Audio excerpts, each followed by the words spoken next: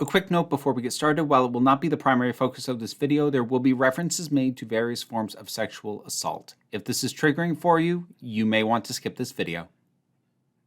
And coming up next on BBC One, a Weasley defense of transphobia and a commitment to not improving. Stay tuned.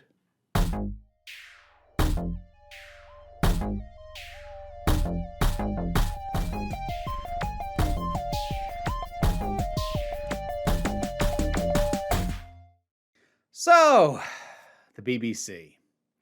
If you've been watching my Doctor Who content over the last 6 months, you may have noticed that at the front of the videos, there was a notice pointing out the issues of transphobic reporting from the news arm of the British Broadcasting Corporation. Well, I've got some updates on that front that I think I need to get into. This is not how I wanted to start Pride Month, but here's the short version. I'm still going to be putting that notice in front of my Doctor Who videos, though I'll probably be putting a shorter version of it pretty soon. The longer version of what's been going on, well, strap in, we've got stuff to unpack. I got to do some background on this first, though. On October the 26th of 2021, the BBC published an article titled, "We Are Being Pressured into Sex by Some Trans Women." It was a one-sided, poorly sourced article featuring the opinions of mostly unnamed lesbians claiming they felt pressured to have sex with trans women regardless of their own preferences. Much of the data featured in the article came from the organization Get the L Out, an activist organization which openly protests against the rights of trans people, especially trans women. While the article features many quotes, the vast majority of those are pulling from other sources, such as previously written articles by other people, YouTube videos, and previously made official statements by various organizations. One of the few named people actually interviewed and quoted in the article was adult film actress Lily Cade. While the article was already causing a stir upon its initial release, with people taking issue not only with the general tone, premise, and sourcing for the reporting, but also pointing out almost immediately after publication that Lily Cade had a known history of sexual abuse of women. In other words, she's actually confessed in the past to doing the very things that these women claim to be concerned about trans women doing. The BBC issued no response to those concerns and initially made no amendments. Then November happened. At the start of November of last year, Lily Cade published a blatant call for violence against trans women on her blog. Now, I went over this in more detail over on the Vera Wild channel, so you can check out that video for a more thorough breakdown. But to pull an illustrative quote in reference to trans women, Cade wrote, "If you left it up to me, I'd execute every last one of them personally." A few days later, the BBC removed her contributions from the article and added the following addendum to the bottom of it. "We have updated this article published last week to remove a contribution from one individual in light of comments she has published on blog posts in recent days, which we have been able to verify. We acknowledge that an admission of inappropriate behavior by the same contributor should have been included in the original article." And yes, I'm going to be doing mocking voices for the BBC all the way through this. I found it of note that the BBC did not condemn the comments. All they said was that the comments made were the reason that she was removed from the article. But more tellingly, I think, is that sentence, that second sentence, rather. They say that they should have noted her history of abusive behavior in the article. Not that she shouldn't have been included at all, because apparently the BBC feels that a woman guilty of the exact acts that she is positing trans women are liable to engage in would still have been fine to include as long as her own history of abuse was noted. The idea that Cade's history of abuse wouldn't just completely preclude her inclusion is both baffling and troubling to me. And I also feel it's worth noting Cade is not from the UK. She's American. So she wouldn't even have been included in the Get the L Out survey that was done in the UK that served as the basis for much of the article. Now, even after the removal of Cade's name and the quotes that she gave from that article, there's still a great deal wrong with it. in terms of offering a platform to push transphobic rhetoric by an openly transphobic organization like Get the L Out, and people made their complaints about this known. The best documentation of these complaints being registered, and also the BBC's attempts at dodging them, was done by the YouTuber Sean, who's done, at time of recording, 3 videos on the topic, starting in November of 2021. He went through the complaints he personally issued to the BBC, advised others on how to submit their own complaints on similar or the same issues, and reported on the BBC's responses to him and the tactics they employed to wriggle out of any responsibility. So, if you want to blow by blow on that aspect, I would recommend his videos. The reason I actually feel the need to make this video, in case you were wondering why I've been citing stuff from October and November of last year, well, it's because the Executive Complaint Unit, otherwise known as the ECU, they are part of the BBC, and they have issued their findings on the complaints about that article. Now, those findings were made public near the end of May, meaning that it took nearly 7 months for the reply to the complaints to come in. Now, I admit, I don't know what the average amount of time is for the ECU to put out a response to complaints. I did try to find out, but all I could find was what the target goal amount of time was, but no actual hard data on what the actual average amount of time is. However, there's another recent BBC issue that I can compare it to, if you'll pardon me a minor indulgence. So on March 24th of this year, on BBC Radio 4, Tom Sutcliffe, while speaking to philosophy professor Eric Hatala-Mathis, he said the following. I mean, you bring up the case of J.K. Rowling, who clearly has a very unpopular opinion regarding gender identity, and has, as a consequence of that, has faced severe and serious criticism. The BBC received a complaint over the phrase "very unpopular opinion." That complaint was responded to 5 days ahead of the ECU reply on the October article. In other words, assuming the complaint was made on the day that conversation aired on radio, it was responded to in 2 months. Also, a quick note about my language you might have caught there. You may have noticed that I said that the BBC received a complaint about the radio interview. A, as in one, as in singular. That's not presumption on my part. That's the wording on the ECU's reply. A listener complained. Now, for reference, the reply to the complaints on the October article starts by saying, the ECU has received a significant number of complaints. A complaint by a single solitary person was resolved at more than triple the speed of concerns registered from a significant number of people. Oh, and before we leave this topic, the ECU agreed with the complaint that it was misleading for Sutcliffe to characterize Rowling's view as unpopular. And to be clear, that was not even the focus of the conversation.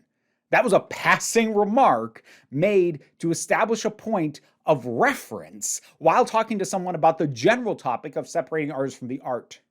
The ECU, in its response, claims that while Rowling's views, quote, clearly proved objectionable to some, there was no conclusive evidence that the objectors represent a majority.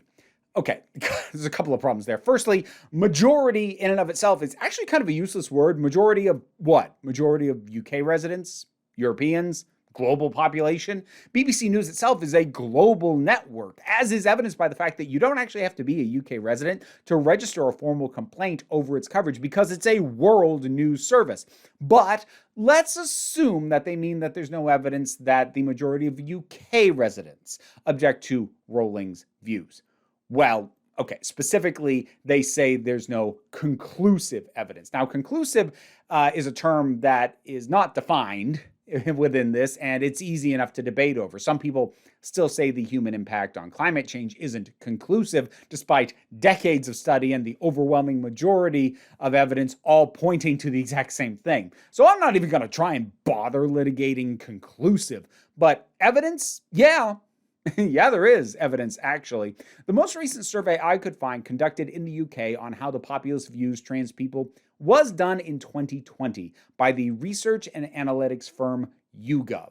And there they found that 40% of the UK general population agreed with the statement, a transgender woman is a woman, and 41% agreed with a transgender man as a man. Now that's versus 36% of the population disagreeing with either or both of those statements. Now, while that margin is troublingly slim, it's still pretty clear. The notion that trans women aren't women or that trans men aren't men is a minority opinion, otherwise known as an unpopular opinion in the UK, according to the most recent available data. But saying so is apparently misleading. And that's only using one interpretation of the term unpopular, where it's saying that it's actually held by the minority, which isn't the only definition of that word. The most I'll budge on this is that perhaps Sutcliffe could have clarified among what groups or specific populations Rowling's views are very unpopular, because, yeah, they are. But that's not the path the ECU walks. They say it was misleading to call those views unpopular at all. But, okay. Coming back to the October article. I'm not going to go through this entire reply line by line, though I will have a link for it in the description if you want to do your own more complete postmortem on it, but I am going to be going through a lot. The ECU groups the significant number of complaints into three major categories. One, failure to be appropriately impartial on the topic per BBC's own guidelines. Two, harm or offense caused by the reporting. And three, inaccurate or misleading information. Now, I'll go through these one at a time, but to spoil the ending a little bit, the ECU only upheld a few very specific complaints on the issue of it being misleading and rejected all other complaints. But I want to talk about their reasoning for doing so. So let's break down how that went. On the issue of impartiality, the BBC rejected comparisons of trans issues to those of racism or homophobia. This is something that's been brought up before about the BBC's reporting. To simplify things, the BBC is meant to be an impartial news organization, and as a result, it has certain standards to provide opposing views on various topics. So, some of the complaints felt that the BBC's policies on impartiality and what it is or is not supposed to be granting a platform through the news service should have precluded the publication of the article at all. Because there are some topics on which the BBC does not provide a platform for opposing views, and those include issues like racial equality and gay rights. Basically, it's the position of the BBC that these are issues which are not up for debate by reasonable people, and it won't give airtime to fringe or extremist points of view under the guise of impartiality. However, the BBC has said before and reaffirms in this ECU response that they do not believe the issue of trans rights to be comparable and to still be a matter of legitimate debate. This is consistent with previous comments from BBC higher-ups saying that impartiality actually is why transphobic views deserve a platform. My wording there, not theirs, but you get the gist of it. The other side of impartiality complaints is that the BBC policy and guidelines on controversial subjects, which is as follows. When dealing with controversial subjects, we must ensure a wide range of significant views and perspectives are given due weight and prominence, particularly when the controversy is active. So if the BBC is rejecting the idea that trans right is a settled issue, like gay rights and civil rights for people of color, then you might well assume that that would make it a controversial subject and an active controversy. And therefore, the problem with the article would be that it provides no opposing voices to the views expressed, aside from quoting a public statement made by Stonewall that wasn't specifically addressing this topic or in relation to this article. It would seem the ECU would disagree on that. Get ready for some labyrinthine logic here. Whether or not there are concerns in this area is not a controversial topic, but a question of fact. The evidence included in the article, even without reference to other evidence gathered by the author but not included, was such as to establish that there are such concerns. It might well have been foreseen that reporting of this fact would give rise to controversy, for example, about the incident or significance of the phenomenon reported on, but that does not make it itself a controversial subject, requiring the inclusion of a wide range of significant views and perspectives to be reflected. If that sounded a little bit like word salad to you, let me help. This is actually kind of a fascinating excerpt because it lays bare a very specific trick being employed by the original article. So the ECU is dodging the issue of whether or not the notion of trans women pressuring lesbians into sex is a controversial topic by claiming the article isn't actually about that. Instead, the article is about the concerns people have about that. And such concerns exist, that is a fact. The substance or validity of these concerns is completely irrelevant in reporting like this. This is a trick really common to the right wing here in the US, though it's by no means exclusive to them. But when a news organization or a politician, say, wants to push a narrative that they know they don't have fact-based reporting to back up, they will instead talk about the concerns people have about the issue. This is the exact trick that's being used to bring about voting restrictions in the wake of the 2020 election, because there's no actual evidence of fraudulent voting in that election. Okay, actually, that's not true. There was one case of a guy in Pennsylvania who voted twice, although for Trump. There is, however, absolutely no evidence of mass voter fraud on anything close to a scale that would have actually changed the outcome. So instead, right-wing news and politicians talk about all the concerns people have about the voting process. The bill is needed because Americans no longer trust the system. And use those concerns to justify their reporting and their actions. Because yes, people have concerns. Invalid and provably false concerns, but those concerns do exist. And if you keep citing those, then you can push the narrative you want without ever actually technically lying about it. That's the trick the original article used, and now the ECU has inadvertently put the spotlight on that fact. It's a report of women's concerns, not of actual incidents, but it paints a narrative shaped by those concerns and never asks whether or not they are justified concerns, because asking such a question would clash with the intended narrative. So you just don't really address it, and you instead hide behind the idea that you are simply giving voice to people's concerns. Okay, so that's how the ECU dodges impartiality complaints. Let's talk about the issue of harm and offense. I know in the response they actually tackled this one last out of the three categories, but I'm saving the misleading section for last because that's the only one where they upheld any part of the complaints. Now, on the issues of harm, the complaints the BBC received were that the article itself presented a harmful stereotype of trans women, making the article itself transphobic. Before we get into their response, the guidelines for BBC reporting when it comes to this issue are as follows. Content broadcast or published by the BBC may reflect but should not perpetuate the prejudice which exists in our society, and that output which includes views which might incite hatred or cause offense must have a clear editorial justification and include appropriate challenge and or appropriate context.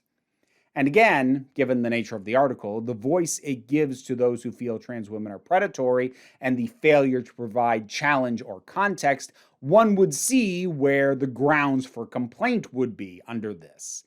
The ECU would, again, disagree. And if you're already frustrated, things are about to get worse. The reply states, he, referring to the head of the ECU, noted that though the concept of pressure to have sex invoked by the headline could be regarded as implying impropriety on the part of those supposedly applying the pressure, there is nevertheless a distinction between coercion, which would generally be regarded as reprehensible, and persuasion or advocacy, and that there could well be instances where one party experienced pressure what the other party regarded as good faith and legitimate persuasion.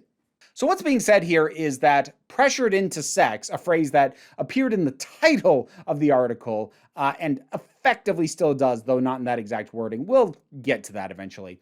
But that pressured into sex could be seen as an accusation of impropriety, but it could also be reflective of actions that only one party saw as coercive, and the other person was simply putting forth what they thought was a fair and polite offer or expression of interest. They're using the idea that pressured into sex could be a one-sided interpretation of events, a point never made by the article itself. They use this as an excuse to let the phrase and the concept stand despite all the horrid implications a phrase like that brings with it. Hold on, we're not done. It goes on to state, the article included one instance of behavior which could be regarded as coercive if accurately reported. In the case of an unnamed respondent to the Get the L Out questionnaire who claimed to have been raped by a trans woman, and there was no suggestion that this reflected on the behavior of trans women in general. Okay, so after claiming that pressure into sex wasn't automatically referring to intentional coercion, the article then defends an instance where an unverified source makes that exact claim. So the ECU is attempting to claim that because pressure into sex is interpretable when it comes to the intention of the alleged perpetrator, and because the article didn't outright say that the most extreme example cited in the article is reflective of all trans women, that everything's fine. This is the kind of hair splitting that drives me absolutely up the wall. It only counts as transphobic if we literally say all trans women are like this. Yeah, it's true the article never said or strongly suggested that the alleged assault of an anonymous survey respondent was indicative of trans women as a group. However, what it did was put forth unchallenged concerns sourced from an openly transphobic organization and cited a specific claim of the most extreme possible validation of those concerns. The article effectively said, lots of lesbians are worried about coercive trans women. And also, here's an accusation of a trans woman committing sexual assault. And now the ECU is claiming that's fine because those dots weren't explicitly connected and then expanded out to apply to everybody. But the framing still matters. And let's not forget that the original version of this article featured an interview with a woman who was confirmed to be sexually coercive towards multiple women. Another thing that I want to draw attention to is that the reply points out, the article does note that Angela Wild, one of the founders of Get the L Out, is considered to be transphobic. Now, this caused me to actually go back and look at the original article, and I caught something that I hadn't noticed before. Because yes, it is true that the article says Angela's views are considered transphobic by some. However, this isn't brought up until after the sixth and final mention of Angela by name, and it was after the word transphobic had already been used within a context where it was exclusively brought up to point to a term that women said was being unfairly thrown at them. In other words, the article diluted the power of the word transphobic by using quotes that questioned its validity and didn't apply it rightfully to the head of an openly transphobic organization until the last possible moment where it could point that out. Basically, it went like this. Here's some women who say they're unfairly called transphobic. Here's Angela. Let's talk some more about Angela. Here's another woman who say people call her transphobic unfairly. Let's have Angela express her views freely. Here's a woman who said her own girlfriend called her transphobic. You know, some people out there claim Angela's transphobic. Do you see how that structure and progression makes the acknowledgement of this woman's transphobia as meaningless as possible? Yes, technically the acknowledgement is there, but that's the whole design of this article and this response, to pretend presentation and context don't shape opinion and to keep everything at the most granular possible level because the overall view makes the problems incredibly self-evident. The last thing I want to cover from this section is that some of the complaints expressed dismay that the addendum note regarding the removal of Lily Kate's contributions failed to name her or any of the issues with her comments, which, again, to be clear, were made after the original publication of the article. Now, this is a complaint I share, because basically going, there were some things in here, we took them out because the person later said some bad stuff, allows the BBC to dodge the weight of the issue over exactly what kind of person they had platformed. The ECU reply justifies this dodge by saying, the BBC has to consider how to describe offensive materials without repeating and perpetuating any offense it may cause, and the head of the ECU believed the absence of detail was justified in this instance. That's f***ing weak. So, first of all, nobody said you had to repeat Kate's words. Trust me, nobody should ever have to read what she wrote. I deeply wish I never had. All you had to do was say, due to openly hateful statements made by Lily Cade in the days since the original publication. Her contributions have been removed from this article. Or anything along those lines. Say who it was so that those who do want to know what it was she said can look it up on their own, and be plain about the fact that she was hateful. Instead, the BBC did neither. Hell, they hem and haw over how they should describe offensive material when they don't even label her comments as offensive in the addendum. They're just comments she has published.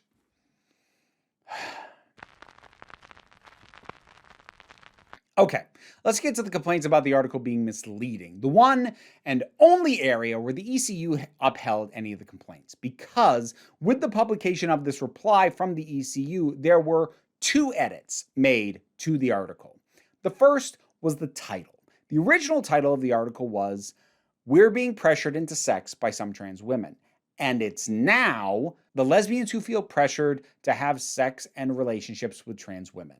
Less punchy title, to be sure, but as the ECU findings bear out, the original article implied a focus on the actions of trans women when it's much, much more about the opinions and concerns of certain lesbians. Headlines matter because for many people, if they see a headline that appears to support a belief they already have, many of them won't even bother to read the article. So that collective we, along with a focus on the action of trans women, were legitimate issues with the title of the original article. They're far from being the only or biggest issues, but they were there. If the article is gonna stand, this is better. There you go, BBC. You improved one thing. Have a biscuit. But like a digestive biscuit, not one of the good ones. The one other edit to the article is in reference to the survey conducted by Get the L Out, which I've brought up a couple times. The article now states correctly that the survey was not statistically valid since the respondents were self-selecting, and Get the L Out is an active campaign group on lesbian issues. Translation? The data is biased as all hell. The response from the ECU goes into decent detail on how the original presentation of this data gave a false impression of trans women being sexually coercive being a widespread problem. I think it's interesting to note that the original article did say that it was a survey of only 80 women. I'm honestly kind of surprised the ECU didn't hide behind that and claim that that note alone was sufficient to demonstrate that it wasn't statistically valid. Instead, they appear to be prepared to cop to the fact that the average reader wouldn't know whether or not 80 self-selected people are a valid pool for statistics or not, and the readers need to be told whether it is or isn't. Of course, the current version of the article, while noting that it's not statistically valid, does immediately follow up that admission with a defense of including the data anyways, direct from Angela Wilde herself, thus doing its darndest to weaken the legitimate flaws of including this data at all. BBC, you can have half a digestive for that one, but that's it. No more biscuits. Now, they didn't uphold all the complaints on accuracy. There was more hair splitting over presenting quotes that said sexual coercion of lesbians is a, quote, huge problem, but I'm running out of spoons on this, so I'm going to jump to the last major point that I want to cover. And that's Chelsea Poe. This is the issue that Sean hammered the hardest in his videos that I mentioned earlier. Chelsea Poe is a transgender adult performer. She was interviewed for the article, but no parts of her interview actually appear. Now that in and of itself is not actually a problem. It's frustrating, sure, but a journalist isn't required to make use of every source they reach out to if they feel it doesn't meaningfully contribute to the topic. Now, the problem is what was claimed in the article about the absence of any trans voices. The article states, "In addition to Veronica Ivy, I contacted several high-profile trans women who have either written or spoken about sex and relationships. None of them wanted to speak to me." So the problem is that the article states that no high-profile trans woman with a background in sex or relationships was willing to be interviewed, despite a trans porn star having been interviewed. That would appear to make the statement that nobody wanted to speak an outright and provable lie. And now comes the most infuriating, hair-splitting yet. Whether the description high profile fits a particular trans woman is clearly a matter of judgment, in which there may be a subjective element. So, although the head of the ECU accepted that some would regard Chelsea Poe as fitting the description, he did not believe it would be a serious inaccuracy to describe her otherwise. So the way the ECU is trying to wriggle out of this is by focusing on the specific phrase high profile. And while it acknowledges that Chelsea Poe could be considered high profile, it wouldn't be inaccurate to say that she isn't either. So it's the same, well, it's debatable, so we don't have to address it nonsense that was pulled back on the issue of the phrase pressured into sex. But there's a core fundamental contradiction here. Poe was clearly high profile enough for the author of the article to reach out to her in the first place. That would seem to be inherently qualifying, wouldn't it? If she's not high profile, then how the hell did you even reach out to her at all? So she's high profile enough for you to know of her, find her, and ask her, but that status suddenly becomes debatable enough that apparently it isn't a lie to not include her and then say, no high profile trans women would speak to us. There's some other stuff in the response about whether Poe's contributions were relevant enough to have been included or whether they should or shouldn't have been. But honestly, that's all besides the issue. She was high profile enough to call, but the article still says no high profile trans women agreed to talk. This is a lie, regardless of whether or not the average person has any idea who Chelsea Poe is. I sure didn't before this all went down. It's irrelevant because within the context of the creation of the article, she was high profile enough to be contacted. That makes her high profile for the purposes of this article. Period. BBC, I'm going to have to ask you for those biscuits back. You don't deserve them. So there we go. 7 months and who knows how many thousands of detailed complaints. And what we have to show for it is a title change and a weak and immediately undercut acknowledgement that the data is shit. 2 tiny portions of a nearly 4,000-word article that otherwise stands with the official BBC News seal of approval. And the rest of what we got is hair-splitting that misses the point, technicalities that ignore context, and the obfuscation of opinion.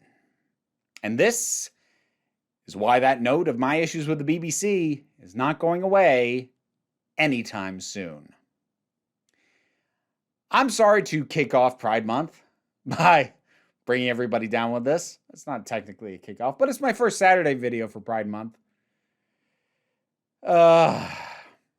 But what are your thoughts on any of this? I did my best to try and parse this, but obviously I am an outsider to the UK and to the BBC's ways of doing things. So if I got something wrong, tell me politely. And whatever your thoughts are, no personal attacks, please. Not to the original article writer, not to me, not to other commenters, but just express yourself politely. And whatever your thoughts are, drop something down in the comments and we'll talk about it. If you want to support my ability to make videos like this, Patreon is what enables this to be my living and enables me to address the issues I do in the manner I do, in the amount of detail that I do them. So any amount you can support is greatly appreciated, but there's also memberships to this channel. Both of those carry various benefits that you can look into and engage with. I have other things that I do. There's tons of links in the description to other projects I have, merch for sale. I've written books. There's all sorts of stuff, but don't worry about it. A much simpler thing, like, share, subscribe. They help. They help battle the algorithm, an algorithm that has never liked me. Despite this being my job, it has honestly never liked me. But you know what? You don't even have to do that. I'd appreciate it, certainly. But the thing I want you to remember, especially in Pride Month, is that you are beautiful. You are valid. And you are loved. You are the council I'm just running the meetings, and until next time, this council is adjourned. Hey, end credits time, which means I need to shout out some patrons. This time I'm going to be shouting out Robin Moore, Zubin Lutfala, Tarak, Oliver B., Melinda Walters, Imudelki, Leo the Boy, TT, Fernobulax the Poodle, Zach Paul, Eidolon, Tracy Scrabbit, Vincent Paul Bartolucci, Angry Kasparov, Toku BL Hoovian, Adam RDL Taylor, Shane Ross, Shayla Gourlay, and Brendan LaRose. You want to hear me mispronounce your name? Check out rewards on the Patreon. Thanks for all your support.